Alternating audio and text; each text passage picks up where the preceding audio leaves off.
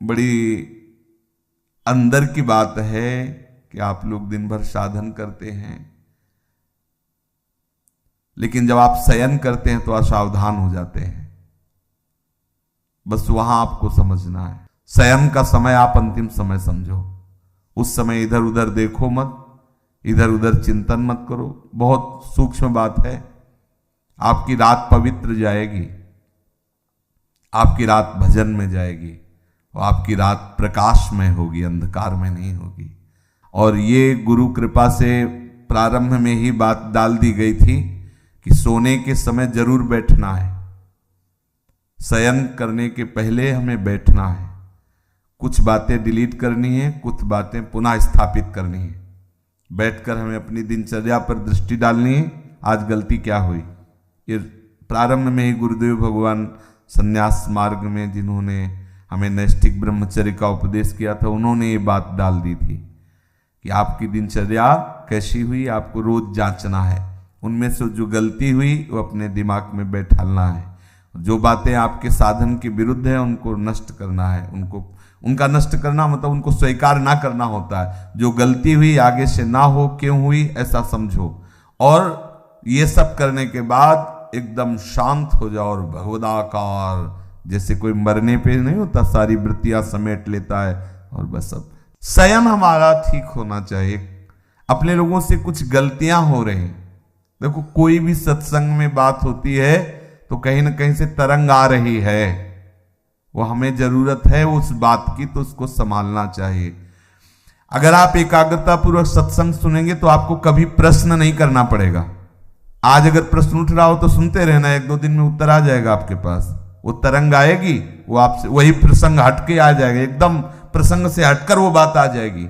ये तरंग आकर के बुलवा देगी, क्योंकि सर्वांतर्यामी गुरुदेव आपके भी हृदय में ईश्वर भी है, तो वही बुलवा देंगे। कुछ साधक क्या करते हैं, प्रमाद स्थिति करते हैं कि जैसे दिन भर सेवा परिचर्या या जो भी गृहस्थ हो या विरक्त हो, अब रात्रि के समय वो समझते हैं कि अब सोने जाना है, थोड़ी देर मनोरंजन कर लेते हैं। तो मोबाइल है, टीवी है या मानसिक है, वो इधर उधर मन को, और फिर शयन करते हैं। उनकी रात पूरी अंधकारमय काल रात्रि हो जाती है, साधन को नष्ट करने वाली बन जाती है और अशांति। सुबह वो निरुत्साहित उठते हैं, सुबह वो खोए हुए उठते हैं, सुबह वो अपने को अधूरा पाते हैं, उत्साहहीन। अब वो केवल बनावटी रह जाता है, आंतरिक खोखले हो जाते हैं। इसलिए आप रात्रि को संभालिए, रात्रि को संभालिए। शयन के समय आप बहुत सावधान रहिए, तो सुबह आपका संभल जाएगा। सुबह संभल गया तो पूरा दिन संभला रहेगा, रात्रि संभल गई तो पूरा जीवन संभला रहेगा। बहुत ही एकांतिक वार्ता है। आप शयन के समय कभी मोबाइल मत चलाइए, क्योंकि मोबाइल एक ऐसी वस्तु है जो पूरे विश्व ब्रह्मांड को अपने में समाये हुए है। वो गूगल क्या कहते हैं, जो भी सर्च करो सब उपस्थित कर देता है। बलिहारी ऐसी सिद्धि तो महात्माओं में भी कभी कभी नहीं होती थी, जैसी सिद्धि मोबाइल में है। नहीं, सर्च करो, हर विषय लो। महात्मा भी है तो एक सब विषय का थोड़ी वो सिद्ध होता है, वो तो भगवत विषय का सिद्ध होता है।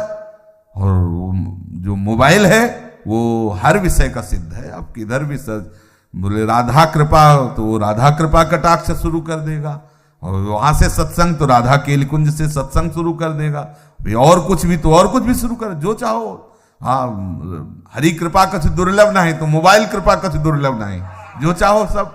अब साधक तो वैसे ही, जो साधक का मन है वैसे ही मतलब तूफान समझो। अब उसको एकांत मिलाओ, शयन, दरवाजा बंद, बोले अब तो भजन करते हुए डूबना है, वो डूब गए।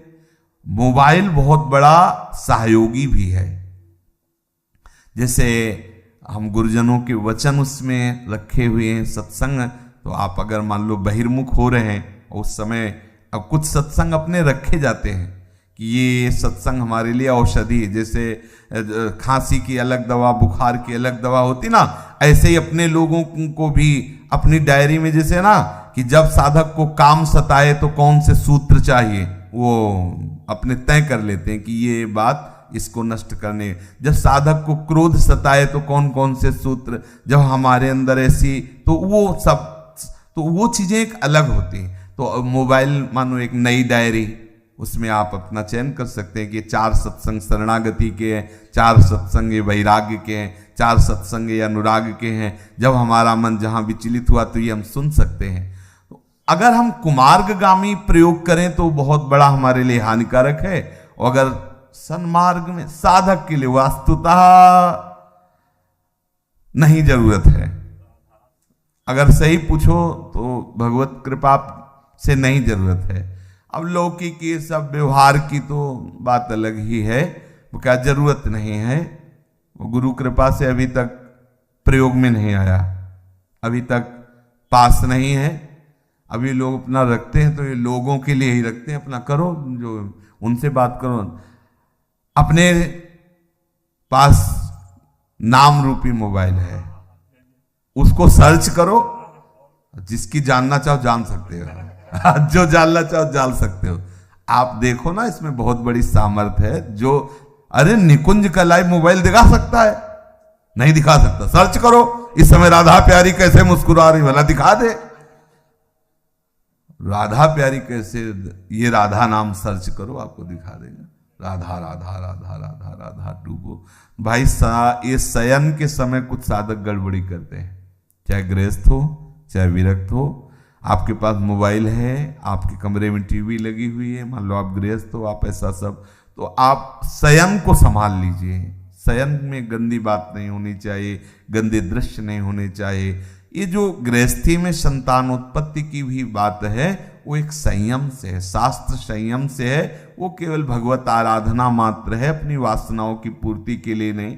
वासनाओं की पूर्ति के लिए कहीं भी कोई बात नहीं शास्त्र आज्ञा करता, अपनी आराधना की पूर्ति के लिए है। ये भी एक आराधना है गृहस्थ धर्म में, वो अपने संतान उत्पत्ति करके पितृ आदि की तृप्ति के वो व्यवहार बकाया शुद्ध परमार्थ में भगवत चरणारविंद की आसक्ति प्रधान जीवन होना चाहिए, चाहे वो गृहस्थ हो चाहे विरक्त हो। तो हम खुद जानते हैं कि हमारा मन किधर जा रहा है और हमसे क्या करवा रहा है।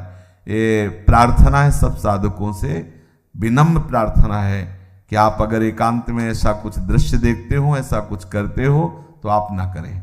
ये नियम ले लीजिए कि मोबाइल जब शयन करने जा रहे हो तो उसके पहले ही उसका स्विच ऑफ कर दीजिए। ज्यादा बातचीत भी किसी से मत रखिए, जितनी आवश्यकता है। तो ये यंत्र है, बस 2 शब्दों का उत्तर हाँ ना या कोई बात है। कुछ लोग ऐसे होते हैं कि वो घंटों ऐसे ही लगाए रहते हैं।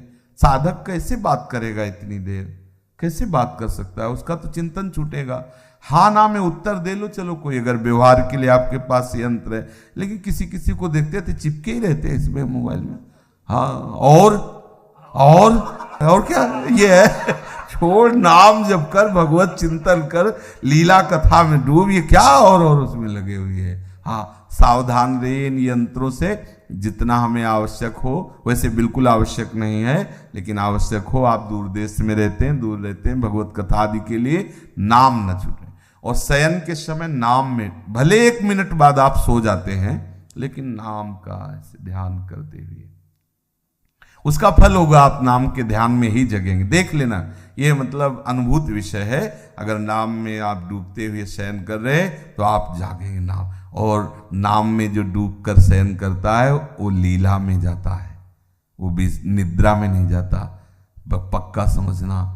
कभी कभी ऐसा होता है कि भगवान जगना नहीं हो तो अच्छा है, ये आंखें ही न खुले, जहाँ है वहीं लगे रहें तो बहुत अच्छा है। बड़े सुंदर सुंदर भगवान की कृपा का अनुभव होता है शयन में भी। जागृत स्वप्न सुसुप्ति स्फुरत में राधा पदाब्ज छटा, चूको मत, बहुत बढ़िया अवसर है। अगर आप इन बातों को ध्यान देकर सुनेंगे तो ये हृदय की बातें हम कहते हैं। मतलब देखो, एक होता है कि हम श्लोक बोले और इस श्लोक का अर्थ होता है भैया चले हमारा 2 घंटे का समय। हमारा केवल यही उद्देश्य है, आप सुलझ जाओ, हम आप सुलझ करके अपने प्रभु के मार्ग में सच्चाई से चलें, सच्चाई से प्रभु को पुकारें और ये जीवन लाडली लाल के चरणों में अर्पित हो जाए। इतने ही उद्देश्य। अपने लोग ना विद्वान है और ना अपनी कोई दिनचर्या में वो है कि भाई प्रवचन करना है।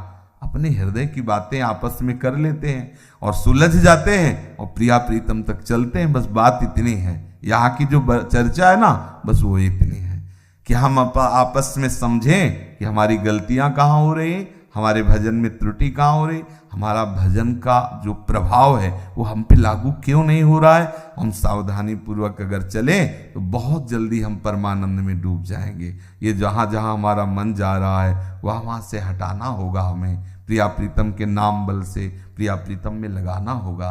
और एक दिन ऐसा आएगा कि लग जाएगा, और जब लग जाएगा तो हटेगा नहीं। श्री राधा वल्लभ लाल।